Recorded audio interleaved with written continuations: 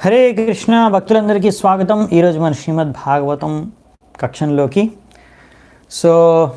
ఈరోజు మనము చర్చ ఆరంభించే కన్నా ముందు మంగళాచరణ చేసుకొని ఆరంభిద్దామంట. ఓం అజ్ఞానతిమిరంధస్య జ్ఞానాంజనాశలాకయ చక్షోరన్మిళితం येन తస్మై శ్రీ గురువే నమః. శ్రీచైతన్యమనోభీష్టం స్థాపితం येन భూతలే స్వయం రూపः కదా మह्यं దదాతి స్వపదాంతికం.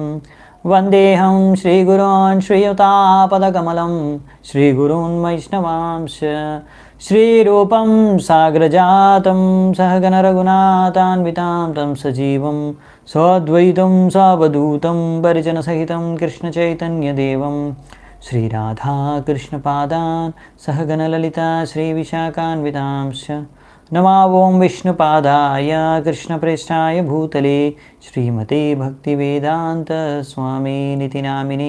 నమస్తే సారస్వతీ దేవే గౌరవాణి ప్రచారిణే నిర్విశేష శూన్యవాదీ పాశ్చాత్యదేశతారిణే. నమో మహావదన్యాయ కృష్ణప్రేమ ప్రదాయతే కృష్ణాయ కృష్ణచైతన్య నామినే గౌరత్విషే నమః. హే కృష్ణా కరుణా సింధో దీనబంధో జగత్పతే గోపేశ గోపికా కాంత రాధాకాంత నమోస్తుతే. తప్త కాంచన గౌరాంగీ రాధే వృందావనేశ్వరీ వృషభానుసుతే దేవి ప్రణమామి హరిప్రియే. నీలాచల నివాసాయ నిత్యాయ పరమాత్మనే బలభద్ర సుభద్రాభ్యాం జగన్నాథాయ తే నమః. వాంఛాకల్పతరుభ్యశ్చ కృపాసింధుభ్య ఏవ చ పతితానాం పావనేభ్యో వైష్ణవేభ్యో నమో నమః. జయ శ్రీకృష్ణ చైతన్య ప్రభు నిత్యానంద శ్రీ అద్వైత గదాధర శ్రీవాసాది గౌరభక్తవృంద. హరే కృష్ణ కృష్ణ కృష్ణ హరే హరే హరే రామ రామ రామ హరే హరే. హరే కృష్ణ. మనం చర్చించుకుంటున్నాము కృష్ణుడి లీలలు. బ్రహ్మదేవుడు నారదునికి చెప్తున్నాడు. అదే భాగంగా ఈరోజు 2వ స్కందం 7వ అధ్యాయం 32వ శ్లోకాన్ని చర్చించుకుందామంట. ఇందులో గోవర్ధన లీల గురించి సంక్షిప్తంగా వర్ణించారు. మనం ముందు శ్లోకం అర్థం దాని తాత్పర్యం చర్చించుకొని ఇంకా గోవర్ధన లీలను విస్తృతంగా చర్చించుకోవడానికి ప్రయత్నిద్దామంట.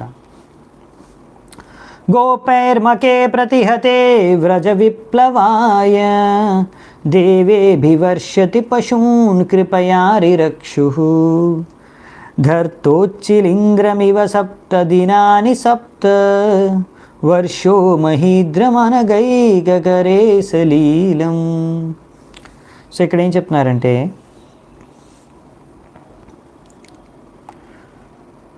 ఎప్పుడైతే ఇక్కడ బృందావనంలో గోకులంలో అంటే బృందావనంలో నందబాబా నందమహారాజు ఇంకా మిగతా వాళ్ళందరూ ఎవరైతే గోవుల్ని రక్షించేవారు గోపాలకులు వీళ్ళందరూ ఉన్నారు,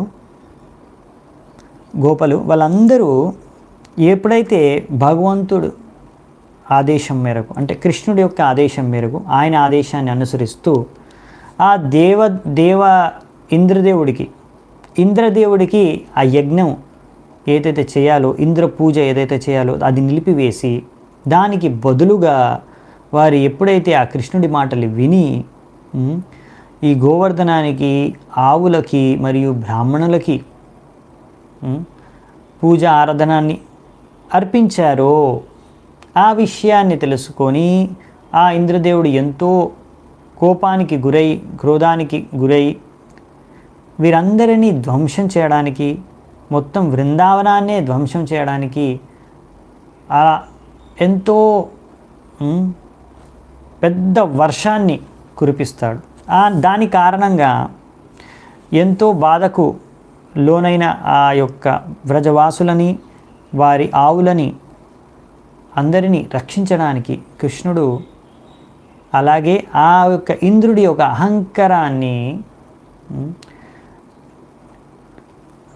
అహంకారాన్ని సంపూర్ణంగా నాశనం చేయడానికి ఆయన గోవర్ధన పర్వతాన్ని ఆయన తన ఎడం చేతితో వెతుతాడనమాట.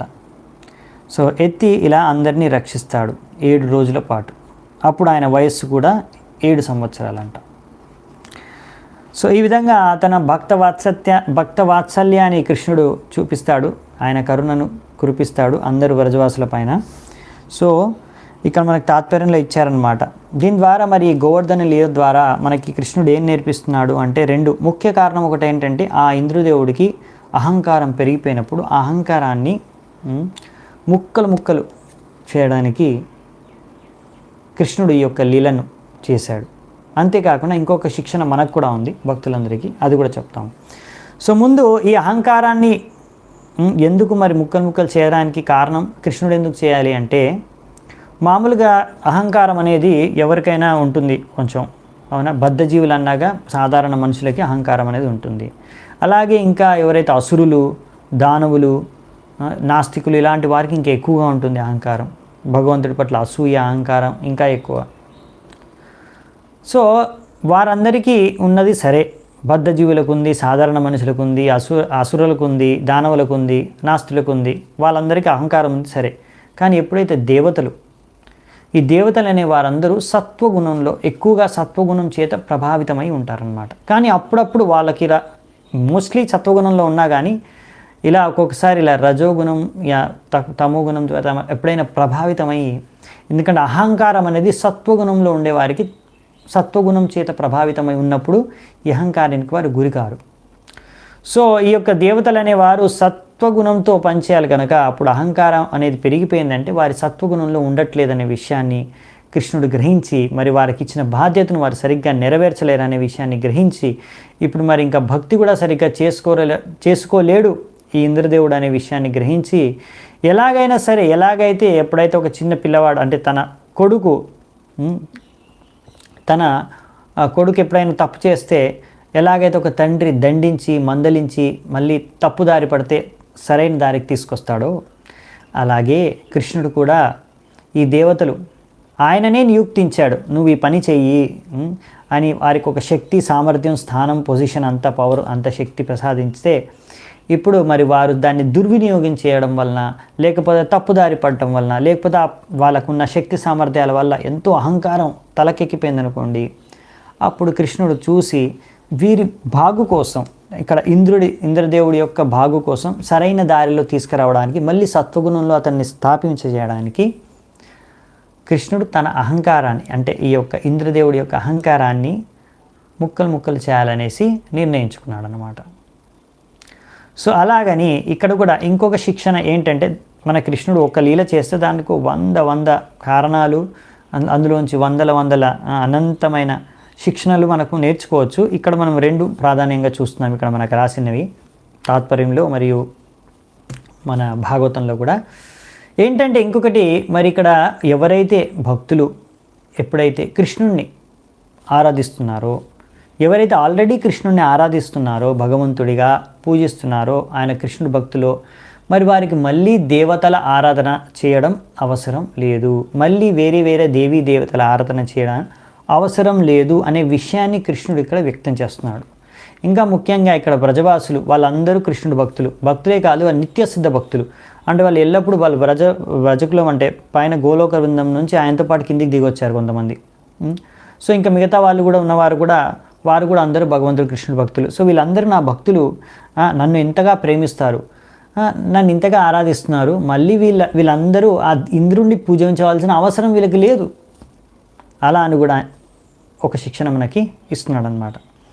సో మరి వైదిక గ్రంథాల్లో, శాస్త్రాల్లో మరి దేవీ దేవతలను ఆరాధించుకోవడానికి పద్ధతులు, ఆ పూజా పద్ధతులు, విధానాలు మరి ఎందుకు ఇచ్చారు అంటే, అది ఎవరి కోసం అంటే అది కర్మకాండ విధానం. ఎవరి కోసం అంటే మనం భగవద్గీతలో చర్చించుకున్నట్టుగా ఇక్కడ ప్రభుపాద ద్వారా రాస్తున్నారు, అది ఎవరైతే అందరికన్నా ఇంకా అధమ స్థాయిలో ఉన్నారు అంటే పశువు స్థాయిలో జీవిస్తున్నారు మనుషులు, వారికి వాళ్ళు ఎవరైతే భగవంతుడిని ఆరాధించుకోవట్లేదు అలాంటి వారికి, అరే వాళ్ళు కనీసం భగవంతుడిని ఎలాగో వాళ్ళు ఆరాధించుకోవట్లేదు, భక్తి చేసుకోవట్లేదు, మీ పైన ఎవరో ఒకరు ఉన్నారు, మీకు వాన కురిపించేది ఆ ఇంద్రదేవుడు ఉన్నాడు, మీకు పొద్దున్నే మీకు లైట్ ఎండ ఇచ్చేదంతా ఆ సూర్యుడు ఉన్నాడు, వాళ్ళని ఆరాధించుకోండి, మీకు ఎన్నో లాభాలు వస్తాయి.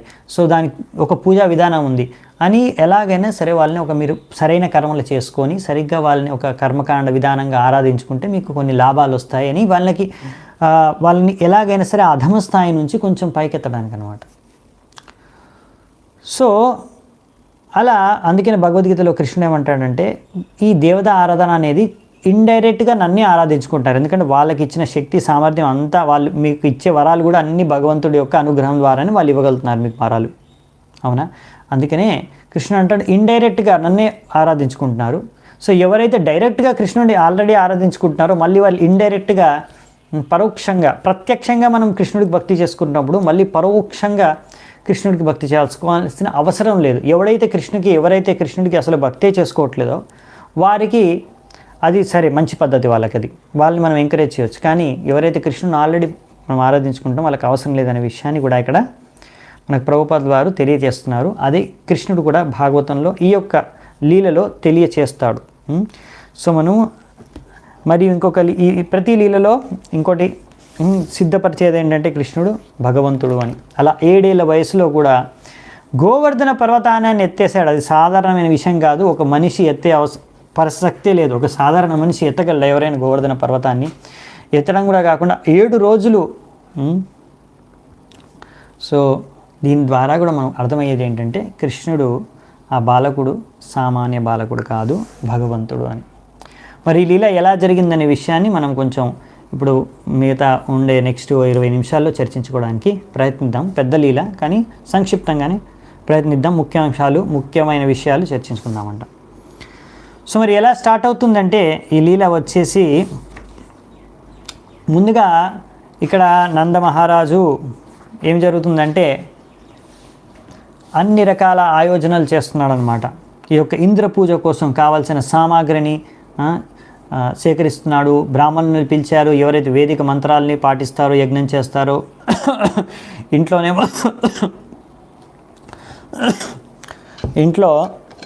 అందరి ఇంట్లలో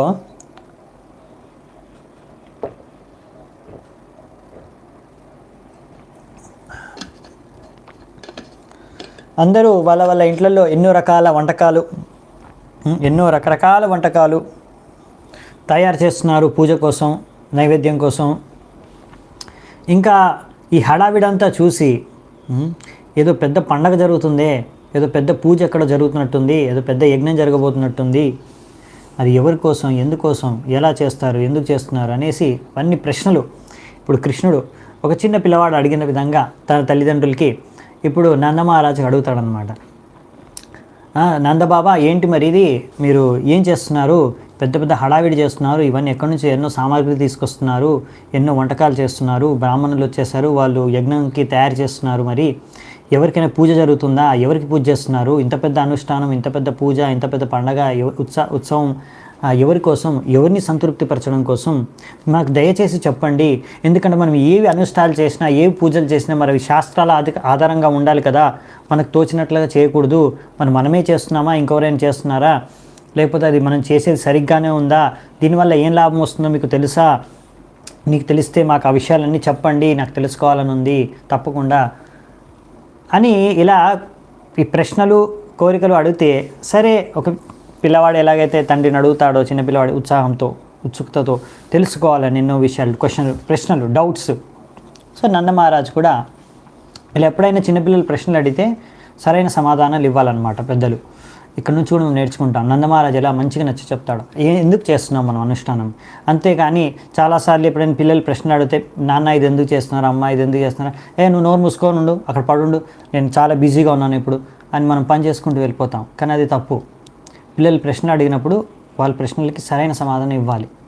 అప్పుడు వాళ్ళలో ఉన్న సరైన బ్రెయిన్ సరిగ్గా గ్రో అవుతుంది. అప్పుడు అది మంచిది. ప్రశ్నలు అడుగుతున్నారు పిల్లలు అంటే వాళ్ళకి మీరు సమాధానం సరైన సమాధానాన్ని వాళ్ళకి అర్థమయ్యే విధానంగా చెప్పాలన్నమాట. అది బాధ్యత తల్లిదండ్రులది కానీ పెద్దలది కానీ. సో నందమహారాజు ఇక్కడ నేర్పిస్తున్నాడు అనమాట, అంటే చెప్తున్నాడు అనమాట, ఇది మనం చేసే అనుష్ఠానము ఇంద్రదేవుడి కోసం. ఇంద్ర పూజకు మనము ఇక్కడ తయారు చేస్తున్నాము. మరి ఇంద్ర పూజ ఎందుకు చేస్తున్నాము అంటే ఇంద్రుడి వల్లే మనకి వానలు వస్తున్నాయి. ఆ ఇంద్రుడు మనకు వర్షం కురిపిస్తే ఆ వర్షాల వలనే పంటలు పండుతున్నాయి, ధాన్యాలు మనకు లభిస్తున్నాయి, మనం తింటున్నాం ఆ ధాన్యాలనే వండుకొని. మరి అలాగే ఆ వర్షాలు పడ్డే గడ్డి చెట్లు, పూలు, పండ్లు అన్నీ వస్తున్నాయి, కాస్తున్నాయి.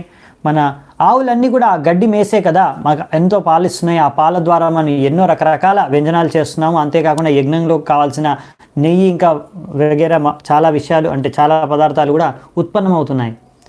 సో మన బ్రాహ్మణులకి, ఈ ఆవులకి కూడా ఎంతో ఉపయోగకరం. వాళ్ళందరికీ కూడా ఎంతో సమృద్ధి. ఇదంతా సమృద్ధికి కారణం ఈ వర్షాలు కురిపించేది ఎవరు? ఆ ఇంద్రదేవుడు. సో అందుకనే ఆయన ద్వారా మనకు వచ్చిన ఈ సమృద్ధిని, దాని ద్వారా ఆయనకి పూజను అర్పించుకొని, దీని ద్వారా మనం ఆయన్ని సంతృప్తిపరిచి ఆయనకు నైవేద్యంగా అర్పించిన ఆ ప్రసాదాన్ని మనమందరం స్వీకరిస్తే, దాని ద్వారా మనందరికీ ధర్మ అర్థ కామ ఇవన్నీ విషయాల్లో ఎంతో ఉన్నతి మనం సాధిస్తాము. అందరం ఎంతో సంతృప్తికరంగా ఉంటాము. ఆ ఇంద్రదేవుడు కూడా సంతృష్టి పడితే, ఇంకా మనకు అలా మన పైన కృప అలా చూపిస్తూ ఉంటే, మనకు కూడా సరైన సమయానికి సరైన విధిగా వర్షాలు వచ్చి ఇంకా మన సమృద్ధి అనేది కొనసాగుతూ ఉంటుంది.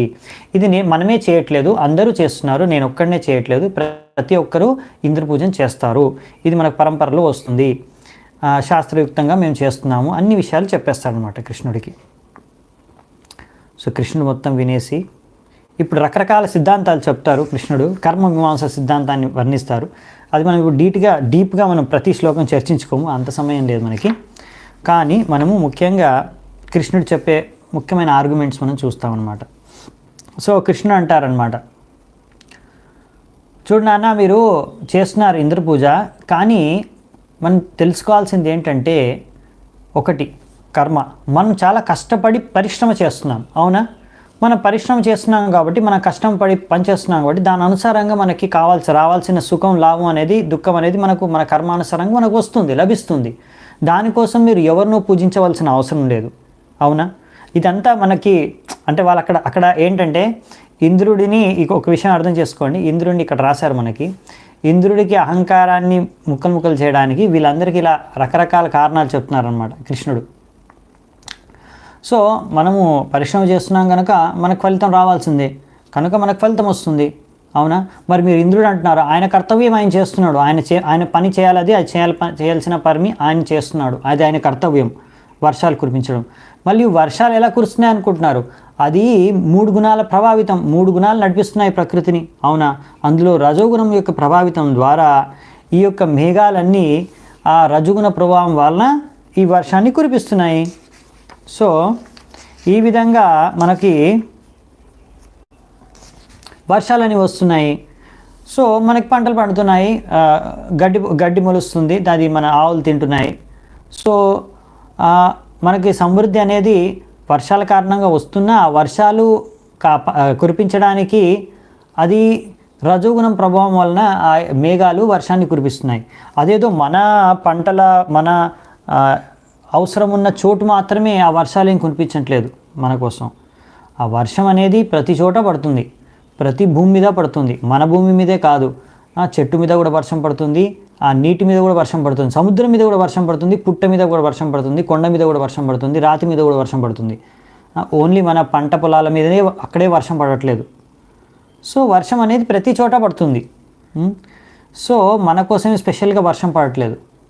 సో కనుక మనం దానికోసం అంతగా ఆలోచించవలసిన అవసరం లేదు.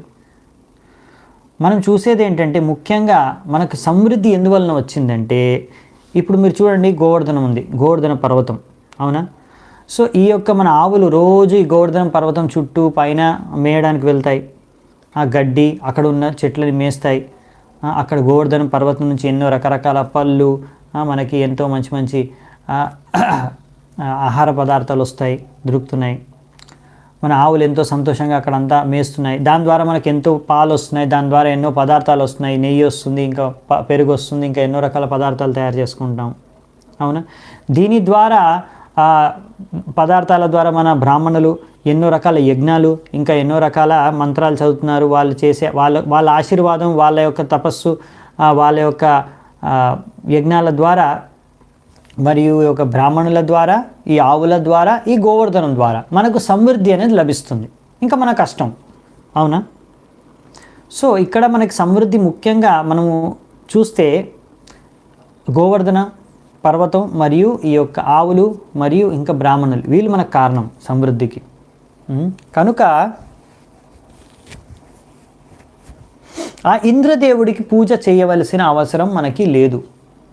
దానికన్నా మీరు ఏవైతే సామాగ్రి అన్నీ ఏకత్రితం చేశారు కదా, ఎంతో పెద్ద ఆయోజన చేశారు, ఎన్నో రకరకాల వంటకాలు చేశారు, ఇంకా బ్రాహ్మణులు ఎలాగో వచ్చేసారు, యజ్ఞం కోసం కావాల్సిన తయారీ కూడా చేసేసారు, పూజ కోసం కావాల్సిన సామాగ్రి కూడా మీరు తెచ్చేసుకున్నారు. కనుక ఇప్పుడు ఇవన్నీ సామాగ్రి ఏదైతే మీరు సమకూర్చారో, మరియు ఏవైతే వంటకాలు చేశారో నైవేద్యం కోసం, అలాగే బ్రాహ్మణులు ఏ యజ్ఞం చేయడానికి సిద్ధమయ్యారో అవన్నీ మనము ఈ గోవర్ధన పూజ చేద్దామంట, ఈ గోవర్ధనుడికి అర్పిద్దామంట. దాని తర్వాత మనము ఇక ఈ యొక్క పెద్ద పండగను ఎలా జరుపుకుందామంటే, మనమందరం మంచి బట్టలు, మంచి దుస్తులు, మంచి అలంకరణ చేసుకొని గోవర్ధన పర్వతం దగ్గరికి వెళ్ళి మన ఆవుల్ని బ్రాహ్మణులు అందరూ కలిసి అక్కడ వెళ్దాము, గోవర్ధనికి పూజ చేద్దాము, అన్ని నైవేద్యం పెడదాం గోవర్ధన్కి. ఇంకా దాని తర్వాత మన ఆవులన్నిటికీ బాగా మంచిగా కావాల్సినంత గడ్డి తినిపించడం, ఆవుల్ని పూజించడం. దాని తర్వాత బ్రాహ్మణుల్ని వాళ్ళు యజ్ఞం చేసిన తర్వాత వాళ్ళకి మంచి దక్షిణ ఇవ్వడం, ఆవుల్ని ఇంకా రకరకాల ధాన్యాల్ని వాళ్ళకు దక్షిణగా ఇవ్వడం. దీని ద్వారా బ్రాహ్మణుల్ని సంతృప్తిపరిచి, దాని తర్వాత ఆవుల్ని మంచిగా గడ్డి మేయించి సంతృప్తిపరిచి, అలా గోవర్ధనుడికి మనం నైవేద్యం అర్పించి గోవర్ధన పూజ చేసి గోవర్ధనుడిని సంతృప్తిపరిచామనుకోండి. దాని తర్వాత ఈ గోవర్ధన చుట్టూ మనం పరిక్రమ చేయాలి అందరము, ఆవులతో పాటు మన అందరిని తీసుకొని గ్రంథవాసులం అందరము ఈ గోవర్ధనం చుట్టూ పరిక్రమ చేసామనుకోండి, అప్పుడు గోవర్ధనుడు కూడా మనకి సంతృప్తి చెందుతాడు. సో దీని ద్వారా మనకి సమృద్ధి ఇంకా బాగా పెరుగుతుంది. ఇది అసలైన పద్ధతి చేయడానికి. సో ఈ విధంగా చేస్తే బాగుంటుంది, ఇది ఉచితం అనేసి కృష్ణుడు వాళ్ళందరికీ సలహా ఇస్తాడు, ఆదేశం ఇస్తాడు. ఇప్పుడు ఎన్నో కారణాలు చెప్తాడు కృష్ణుడు ఎందుకు చేయాలనేసి. కానీ ముఖ్యమైనది ఏంటంటే అక్కడ వ్రజవాసులకి కృష్ణుడు ఎన్ని కారణాలు చెప్పినా వాళ్ళు అన్నీ విన్నా కానీ వాళ్ళకు ముఖ్యంగా ఏంటంటే కృష్ణుడు అంటే అమితమైన ప్రేమ. కృష్ణుడు ఏదంటే వాళ్ళు అదే సరే అంటారు, కృష్ణుడు ఏది కావాలనుకుంటే అదే చేస్తారనమాట. అది వాళ్ళ ప్రేమ అలాంటిది. సో వ్రజవాసులు కృష్ణుడు అన్నాడు ఇది చేద్దాము అని ఇంకా అదే చేయాలి అంతే. సో ఆ విధంగా వాళ్ళు ప్రేమతో వాళ్ళందరూ ఉత్సాహంగా సరే కృష్ణుడు ఏదంటే అదే చేద్దామనేసి అందరూ రెడీ అయిపోతారనమాట. ఇంకా రెడీ అయిపోయి సరే అనేసి గోవర్ధనికి పూజ చేస్తారు, ఆవులకి మంచి గడ్డి మేయిస్తారు. దాని తర్వాత అంటే మంచి మంచి పదార్థాలు వేయించి పూజ చేస్తారు, ఆవుకు కూడా గోవర్ధనకు కూడా పూజ చేస్తారు. మరియు బ్రాహ్మణులకు కూడా వాళ్ళు చేసిన యజ్ఞాలకి వాళ్ళకు దక్షిణ మరియు ధాన్యాలు మరియు బంగారం మరియు ఆవుల్ని దానం చేస్తారు. ఇవన్నీ చేసి పెద్ద ఉత్సవం చేస్తారు. దాని తర్వాత పరిక్రమ కూడా అందరూ చేస్తారంట. ఆవుల్ని ముందర పెట్టుకుని అందరూ, ఇంకా లేడీస్ అదే స్త్రీలందరూ కూడా వాళ్ళందరూ బులక్ కార్ట్స్, ఎడ్ల బండిల మీద వాళ్ళు కూడా గోవర్ధన పరిక్రమ చేస్తారంట. సో ఈ విధంగా పరిక్రమ చేస్తారన్నమాట, గోవర్ధన పరిక్రమ. ఈరోజు కూడా ఇప్పుడు కృష్ణుడు ఇది స్వయంగా స్టార్ట్ చేశారు. ఇది ఇప్పుడు అన్ని వేదాల్ని రచించింది ఆయనే, అవునా? అన్ని వేదాలను ఆయనే రచించాడు, అన్ని శిక్షణలు ఆయన ఇచ్చింది. సో కృష్ణుడు స్వయంగా ఈ గోవర్ధన పూజని గోవర్ధనని ఆవుల్ని బ్రాహ్మణుల్ని ఎలా మనము సంరక్షించాలి పూజించాలి అనేసి స్వయంగా మనకి నేర్పిస్తున్నారనమాట ఇక్కడ ఈ యొక్క లీలలో. కృష్ణుడు అంటాం కదా మనము, నమో బ్రాహ్మణ్య దేవాయ గోబ్రాహ్మణ్యతాయ చ జగతితాయ కృష్ణాయ గోవిందాయ నమో నమః. దానికి ఈ లీల ద్వారా కృష్ణుడు దాన్ని ఆ యొక్క అర్థాన్ని మనకి అర్థం చేపిస్తున్నాడు అనమాట. ఆ యొక్క శ్లోకం యొక్క అర్థాన్ని ఎలా తను స్వయంగా గోవుల్ని బ్రాహ్మణుల్ని ఆరాధిస్తాడు, సంరక్షిస్తాడు, దాంతో ఎంత ప్రియం ఆయనకి, ఎంతో ప్రియమని. అలాగే గోవర్ధన పర్వతం కూడా ఇప్పుడు వీరు ఇలా పరిక్రమ చేస్తారు. గోవర్ధనుడికి ఎప్పుడైతే నైవేద్యం ఇచ్చేస్తారో పూజ అంతా అయిపోతుంది. అప్పుడు గోవర్ధనుడు, ఇప్పుడు కృష్ణుడు ఏం చేస్తాడంటే కృష్ణుడే ఇంకొక అవతారం తీసుకుంటాడు, ఎక్స్పాండ్ అవుతారు. ఆ గోవర్ధనలో ప్రవేశిస్తాడు, గోవర్ధన పర్వతంలో ప్రవేశించి పెద్ద రూపం గోవర్ధన రూపంలో ధరించి ఆ నైవేద్యాలన్నీ తినేస్తాడనమాట. తినేసి అనియోర్ అంటాడు, ఇంకా కావాలి. అప్పుడు వాళ్ళు ఇంకా నైవేద్యాలు అక్కడ ఉన్న పక్కన ఊరు పేరు అనియోర్. ఇప్పుడు వెళ్ళినా కానీ మీరు చూస్తే ఆ అనియోర్ ఊరు నుంచి, ఎందుకంటే ఇంకా కావాలని అడిగితే ఆ పక్కన ఉన్న ఊరు నుంచి అన్నీ తీసుకొస్తారు, ఇంకా నైవేద్యం పెడతారనమాట. సో ఆ విధంగా గోవర్ధనుని సంతృప్తిపరుస్తాడు, గోవర్ధనుడు తన ఆనందాన్ని వ్యక్తం చేస్తాడు. సో ఆ విధంగా కృష్ణుడు గోవర్ధన పర్వతంలో వెళ్ళి నేను గోవర్ధనం అభిన్నం అని కూడా మనకి ఒక విషయాన్ని రుజువు చేసి చూపిస్తాడు. గోవర్ధనుడు ఆయన గొప్ప భక్తుడు, కృష్ణుడు గొప్ప భక్తుడు, ఆయన సపరేట్ స్టోరీ ఉంది. సో ఎలా అక్కడికి వచ్చాడనేది. సో గోవర్ధనుడు పెద్ద భక్తుడు, శుద్ధ భక్తుడు. ఇప్పుడు కృష్ణుడు ఆయన పర్వతం రూపంలో ప్రవేశించి కూడా ఇప్పుడు నేను గోవర్ధన అభిన్నం అని కూడా ఒక విధంగా మనకు చెప్పారనమాట. అందుకనే మన భక్తులందరూ కూడా గోవర్ధను కూడా పూజిస్తారు కృష్ణుడికి అభిన్నంగా. ఇంకా గోవర్ధన పర్వతంలో ఉన్న రాళ్ళు ఏమైనా మీకు అక్కడ ఉంటే కూడా అది మనము కృష్ణుడి విగ్రహంతో సమానంగా మనం పూజించాలి, ఒకవేళ మన దగ్గర అది ఉంటే మాత్రం. కానీ అందుకనే జాగ్రత్త, ఒకవేళ అక్కడ నుంచి మామూలుగా మన వాళ్ళు మనకి చెప్తామన్నమాట, మామూలు భక్తులకి మీరు తీసుకొని రాకండి అక్కడ నుంచి గోవర్ధన పర్వతం నుంచి రాళ్ళు కానీ ఇవన్నీ, ఎందుకంటే అవి కృష్ణుడితో సమానం. దాన్ని మీరు తీసుకొస్తే ఇంటికి మరి కృష్ణుడిలాగా భగవంతుడిని ఆరాధించినట్టు ఆరాధించాలి, మరి తప్పకుండా విగ్రహం ఆరాధన చేయాలి దానికి అలా. అందుకనే సో మనము చూస్తాము ఇప్పుడు కూడా ఈరోజు కూడా ప్రతి సంవత్సరమే కాదు, ప్రతి సంవత్సరం గోవర్ధన పూజ రోజు ఎలాగో పరిక్రమ చేస్తారు. అంతేకాకుండా ఎల్లప్పుడూ భక్తులు వెళ్ళినప్పుడల్లా, బృందావన గోవర్ధనంకి వెళ్ళినప్పుడల్లా పరిక్రమ చేస్తారు. ఎందుకంటే కృష్ణుడు దాన్ని స్టార్ట్ చేశాడు, కృష్ణుడికి అది ప్రియం. సో ఈ విధంగా కృష్ణుడు చెప్తున్నాడు అనమాట.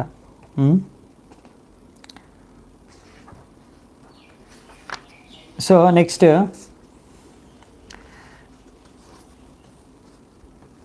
మొత్తం విధి విధానం చెప్తాడు, ఎలా చేయాలని చేసేస్తారు. అంత ఆనందంగా మొత్తం ఫెస్టివల్ ఉత్సాహంగా అనుష్ఠానం అంతా జరుగుతుంది, అంతా ముగిసిపోయింది, అంతా ఆనందంగా ఉన్నారు.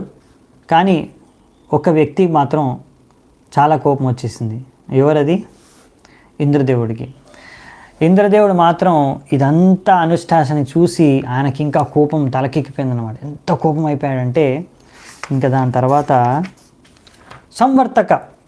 సంవర్తక మేఘాల్ని పిలుస్తాడనమాట. సంవర్తకని పిలిచి చెప్తాడు, నువ్వు అది మామూలుగా సంవర్తక వీళ్ళు ఏంటంటే ఎప్పుడైతే మొత్తం సృష్టిని అంటే వినాశం చేయాలో, ముంచేసేయాలో నీళ్ళలో, సంహారం సమయంలో ఈ సంవర్తక మేఘాలని పిలిచి అవి వానలు కురిపిస్తాయన్నమాట. అలా ఇంకా అవి వానలు కురిపించాయంటే ఇప్పుడు వినాశనం జరగబోతుందని. సో వారిని పిలిచి సంవర్తకని కోపంతో వారికి చెప్తారనమాట.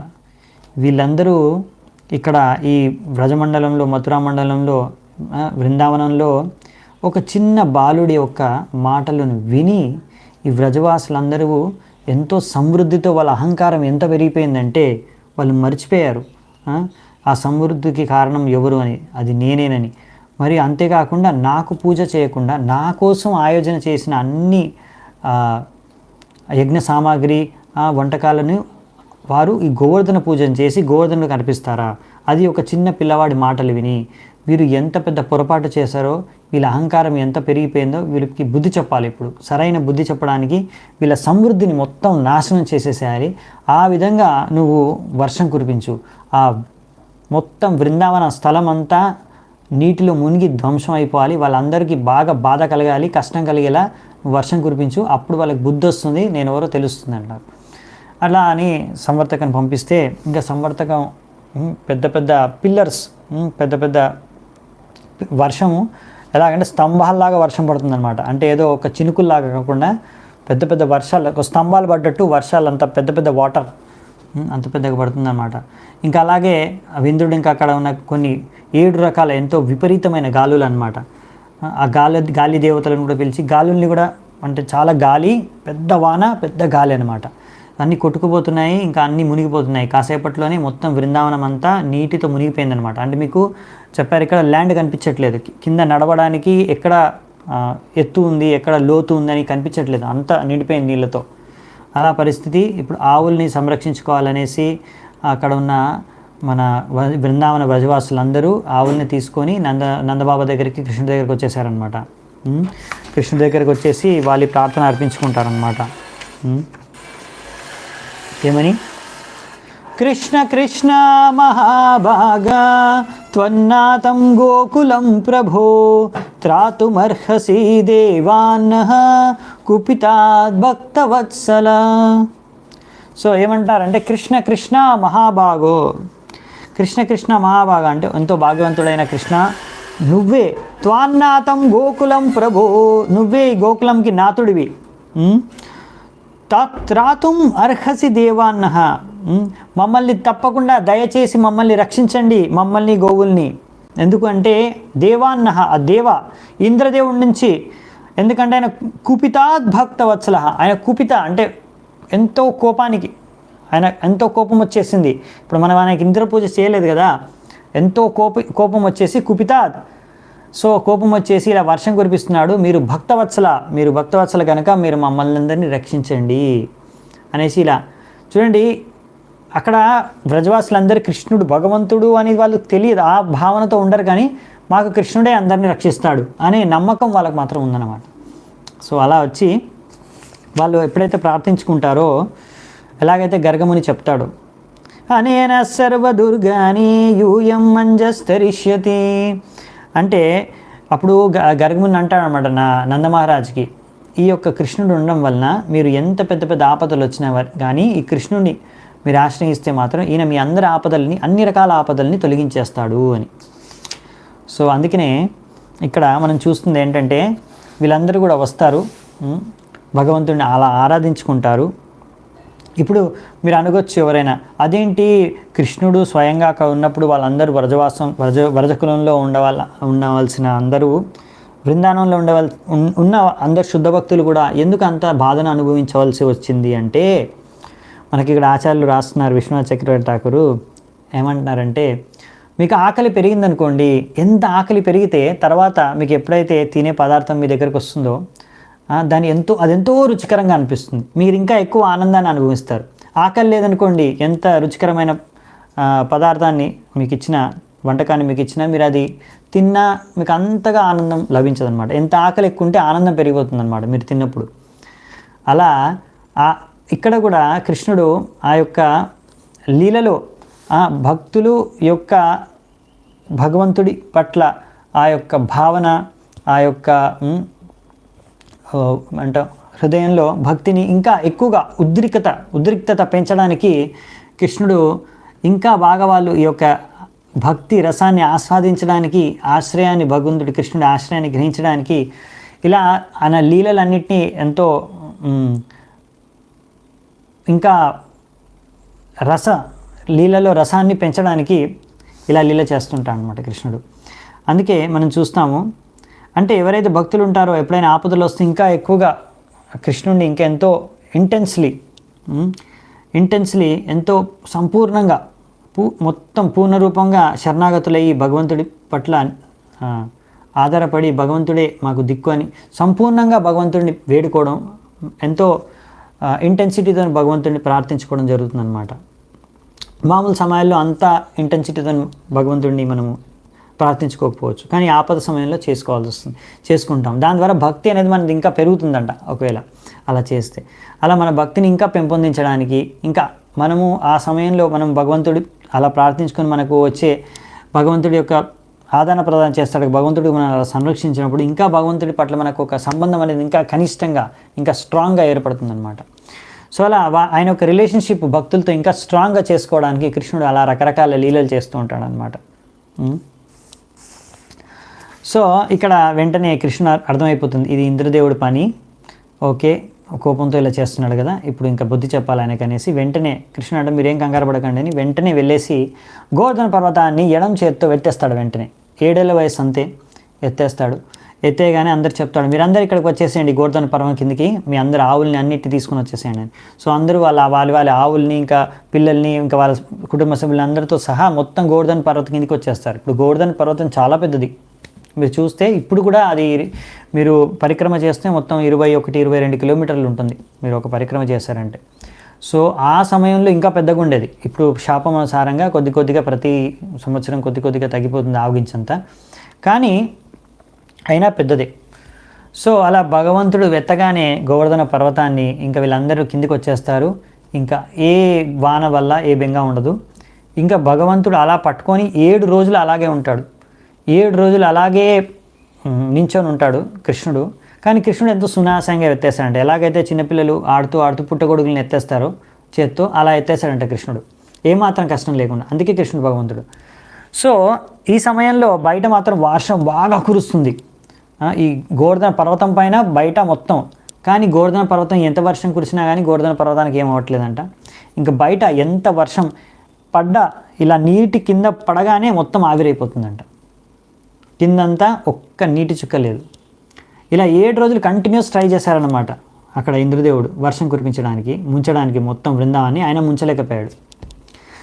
మరి ఇక్కడ కృష్ణుడు 7 రోజులు ఇలా నించొని ఉన్నప్పుడు అక్కడ ఉన్న అందరూ వ్రజవాసులందరూ ఇప్పుడు 7 రోజులు కంటి రెప్ప కూడా కొట్టకుండా కృష్ణుడిని దర్శనం చేసుకుంటున్నారు అనమాట.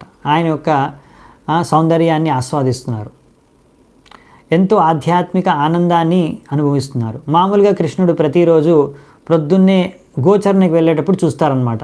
గోవుల్ని తీసుకొని వెళ్తున్నాడు కృష్ణుడు, అప్పుడు అందరూ కృష్ణుని దర్శించుకుంటారు. మళ్ళీ కృష్ణుడు తిరిగి వస్తాడు గోచరణ చేసిన తర్వాత సాయంత్రం, అప్పుడు అందరూ కృష్ణుడిని చూస్తారు మామూలుగా వ్రజవాసులందరూ.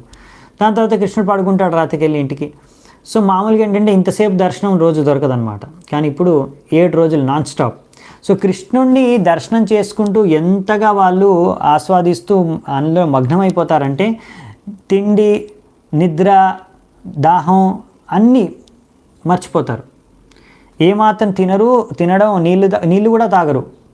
వాళ్ళకి ఆకలి, దాహం అనేది మర్చిపోతారు, నిద్ర కూడా మర్చిపోతారంట. సంపూర్ణంగా భగవంతుడి దర్శనం చేసుకుంటూనే భగవంతుడి యొక్క ఆ యొక్క ఆధ్యాత్మిక సౌందర్యాన్ని వాళ్ళు ఆ అమృతాన్ని తాగుతున్నారంట.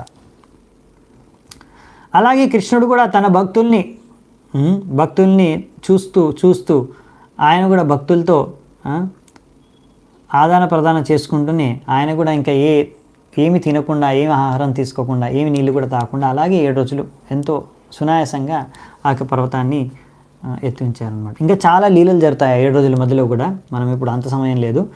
మనము నెక్స్ట్ ఏం జరుగుతుందంటే ఇంకా ఎన్నో భక్తుల మధ్య అక్కడ ఉన్న రకరకాల భక్తులతో రకరకాల విధంగా కృష్ణుడు కంటి చూపుతోనే ఎన్నో రకాల భావనల్ని, ఎన్నో రకరకాల ఆదాన ప్రదాన్ని చేస్తారన్నమాట వివిధ రకాల భక్తులతో.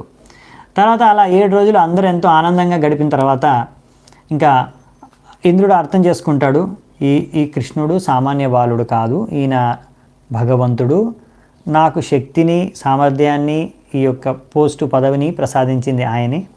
ఆయన కృప ద్వారానే నేను ఈ పదవిలో ఇలా ఇంద్రదేవుడిగా నేను పనిచేస్తున్నాను. నాకు అర్థమైంది, నేను పెద్ద తప్పు చేసేసాను అనేసి వెంటనే సంవర్తకు చెప్తూ, నువ్వు ఆపు, ఇంకా మనకు అర్థమైపోయింది, ఇక్కడ నుంచి వెళ్ళిపోవాలి మనం వెంటనే.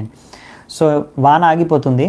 తర్వాత మళ్ళీ సూర్యుడు వచ్చేస్తాడు, ఇంకా గాలి వీస్తుంది. తర్వాత అప్పుడు వాళ్ళు అంటారు, మన ఉన్నారు కదా వ్రజవాసులందరికీ కృష్ణుడు అంటాడు, సరే బయట వాన ఆగిపోయింది, ఇంకా ఇంద్రుడి మిమ్మల్ని ఏం చేయడు, ఇప్పుడు మీరందరూ బయటికి వెళ్ళొచ్చు, ఈ గోవర్ధనాన్ని కింద పెట్టేస్తాను.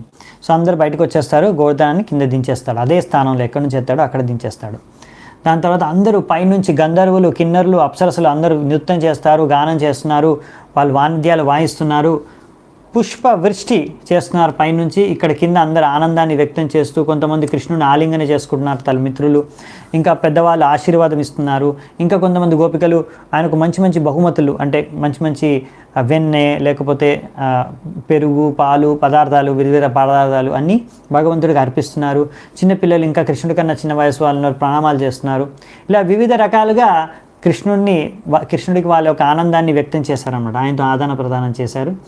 దాని తర్వాత ఇంకా అందరూ ఆనందంగా వారింటికి తిరిగి వెళ్ళిపోయారనమాట.